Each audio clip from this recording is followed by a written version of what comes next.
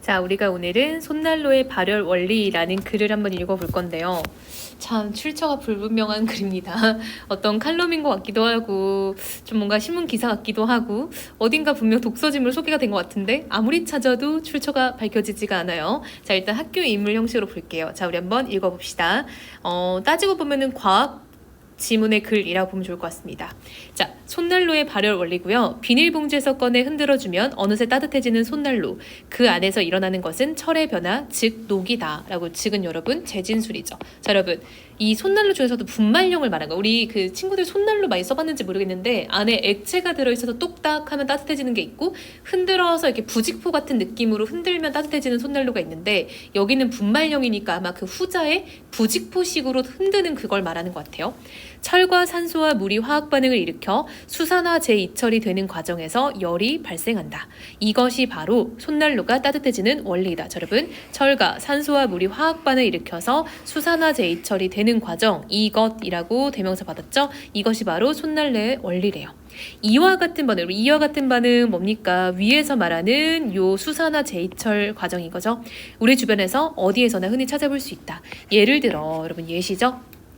쇠못이나 철판이 녹이 쓰는 것도 마찬가지다. 공통점이에요. 즉 손난로에 따뜻해지는 원리와 녹 쓰는 게 같은 거래요. 하지만 역적 우리는 이것들을 만졌을 때 뜨겁다고 느낀 적 없다. 여러분 이것들은 뭐겠어요? 그쵸? 앞에서 말했던 쇠못이나 철판이 녹이 쓰는 그 과정을 말하는 겁니다.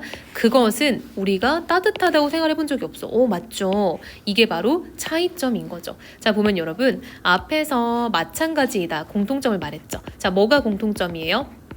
원리가 공통점이에요. 그쵸? 수산화 제2철이 만들어지는 과정. 근데 차이점은 뭐예요? 그쵸? 하지만 이후로 차이점이 나왔겠죠? 하나는 따뜻하고 하나는 따뜻하지 않아요. 그렇다면 손난로의 속의 녹과 우리 주변에서 볼 수 있는 녹은 무슨 차이가 있을까라고 의문형으로 제시했죠. 그쵸? 하지만 이걸 통해서 우리가 얘기하고자 하는 건 뭐다? 손난로가 따뜻한 이유를 지금 의문형으로 질문을 던짐으로써 독자의 주의를 집중시키고 환기하는 효과가 있는 거죠. 사실은 쇠못이나 철판이 녹이 쓸 때도 열이 발생한다. 그러나 역접 쇠못이나 철판에 녹이 쓸 때는 아주 서서히 진행되기 때문에 열기가 느껴지지 않는다. 이에 비해 비교 손난로는 미세한 분말 상태의 철가루를 사용하여 녹이 쓰는 속도를 인위적으로 빠르겠다. 여러분 자 차이점은 뭡니까? 그쵸? 쇠못이나 철판이 녹이 쓸 때는 열이 발생하지만 서서히 느리게 발생하니까 뜨겁진 않고요. 다만 우리가 손난로 같은 경우에는 인위적으로 속도를 빠르게 하니까 이게 더 따뜻함이 확 느껴진다. 손난로 봉지에는 철가루, 활성탄, 톱밥, 버미큘라이트, 식염수가 들어있다. 이 봉지는 부직포에 폴리에틸렌을 코팅한 것으로 표면에는 작은 구멍이 무수히 뚫려 있다. 우리가 손난로를 쓰는 데 있어 이러한 봉지가 매우 중요한 역할을 한다. 여러분 이러한 봉지는 무슨 봉지? 그쵸? 철가루, 활성탄, 톱밥, 버미큘라이트, 식염수가 들어있고 부직포에 폴리에틸렌을 코팅해서 구멍이 뚫려 있는 이 봉지를 말하는 겁니다.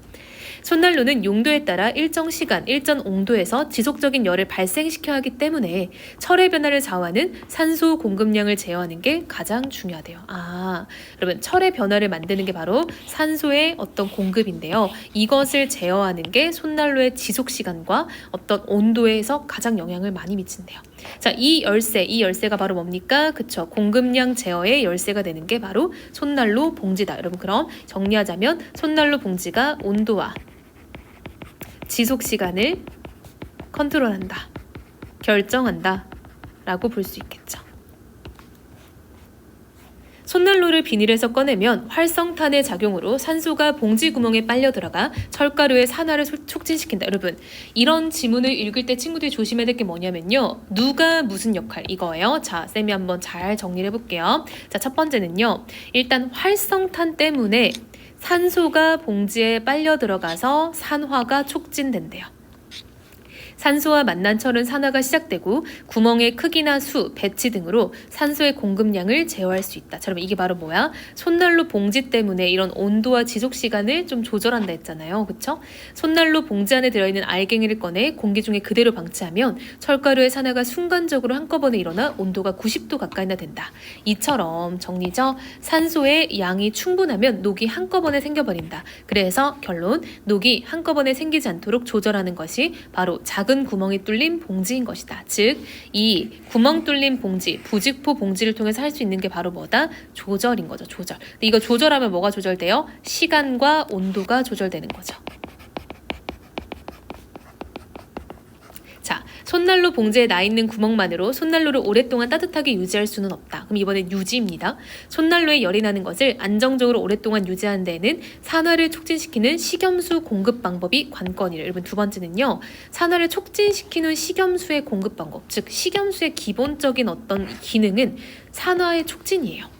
자, 근데 손난로 안에 식염수는 톱밥과 버미큘라이트 안에 함유가 되어 있대요. 오케이. 식염수가 물이잖아요, 여러분. 근데 물이 그냥 들어가 있는 게 아니라 톱밥 안에 버미큘라이트 안에 들어있대요. 버미큘라이트는 미세한 구멍이 무수히 많은 광물인데요. 톱밥 표면에도 무수히 많은 구멍이 있대요. 아, 여러분, 얘네들의 특징은요. 구멍이 많아요. 거기에 식염수가 스며들어 있는 거죠. 식염수의 공급량을 조절하려고 이와 같은 두 종류의 보수제, 자 여러분, 두 종류의 보수제 뭐 말하는 거예요? 톱밥과 버미큘라이트 말하는 거죠. 그쵸? 톱밥과 버미큘라이트 에 식염수가 들어있어요. 손난로를 비닐봉지에 꺼낸 직후에는 먼저 톱밥에서 식염수가 스며나와 철가루의 산화를 촉진하는데요. 그리고 톱밥의 식염수가 거의 다 흘러나왔을 무렵에는 이제 버미큘라이트에 들어있는 물이 흘러나온대요. 다시 말해 재진술이죠. 이 둘의 시간차, 자 둘은 뭡니까? 톱밥과 버미큘라이트의 시간차를 이용하여 식염수를 공급하기 때문에 일정한 시간 동안 따뜻함을 유지할 수 있다. 자 왜요 여러분? 잘 봐. 식염수가 산화를 촉진해요. 맞죠? 근데 산화가 촉진되면 열이 발생돼요. 근데 식염수가 한꺼번에 나오면은 열이 팍 올랐다 떨어지겠죠. 근데 이 식염수의 공급을 시간차를 두고 하는 거예요. 시간차를 두고 공급을 해요. 첫 번째는 어디에서? 톱밥에서. 두 번째는 어디에서? 버미큘라이트에서. 한마디로 해서 꾸준하게 식염수가 공급될 수 있게 하는 거죠. 그렇죠? 그래서 꾸준한 공급을 위해서 두 가지의 보수제라고 되어 있었죠. 두 가지의 보수제를 쓴다라고 되어 있습니다. 자, 여러분 이건요. 글이 좀 간단한데 생각보다 뭔가 내기에 좀 좋은 지문이라는 생각은 들어요. 우리 친구들이 좀 쌤이 짚어준 부분들을 잘 정리하면서 천천히 따라가 보면 좋을 것 같아요.